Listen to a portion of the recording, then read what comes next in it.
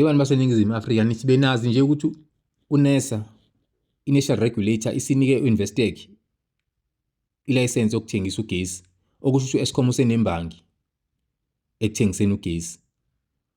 U-Eskom niyazi ukuthi uyinkampani kahulumeni eyadalelwa ukuthi nje yakhelwe ukuthi isaplaye ugesi eNingizimu Afrika yonke. Siyazi u-Eskom, siyavuma ukuthi u-Eskom ube ney'nkinga-ke waba ne-load shedding. Kodwa kusho ukuthi sekufanele ugesi uprivatizwe bafowethu. Ukuprivatizwa kwagesi kuzosifaka ey'nkingeni thina abantu abahluphekayo ngoba asizokwazi uku-afford ukuthenga lo gesi, uzobiza.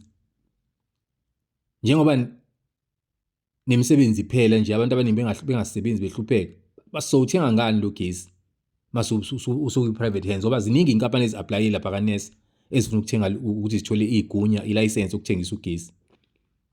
Hhayi bo bafethu, ake nisukume niyibheke lento. Mhlawumbe ke nisho ukuthi niyibona kanjani nani, ake ixoxe lento, indaba enkulu le edinga ukuxoxwa, singayiyekeleli nje. Ke sixoxe siyizwe ukuthi ithiwani lento nje, sizohlala ebumnyameni phela mase kunje. Kodwa-ke sengiyibekela kunina bantu baseNingizimu Afrika ukuthi ake nisukumeni ke siyixoxe le ndaba, ngizwe ukuthi ithini yini imibono.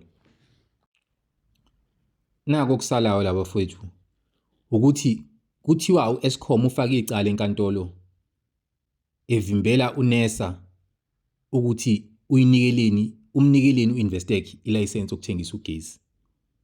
Umbuzo-ke uthi u-Eskom ubuwazi sonke lesikhathi ukuthi u-Investec nezinye iy'nkampani zenze iy'celo zokuthi zithengise ugesi lapha kaNESA.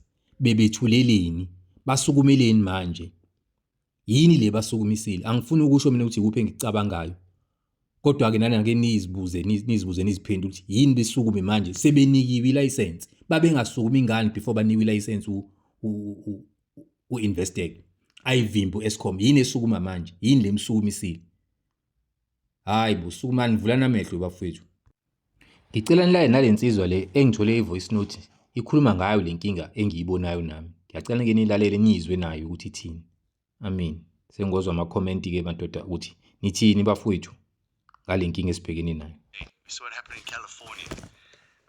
Was it Enron? I think we're involved in that, where they were involved in raising the prices of electricity for profit. And the way to raise electricity prices, a price of electricity, is you stop it and you make it in high demand, supply and demand.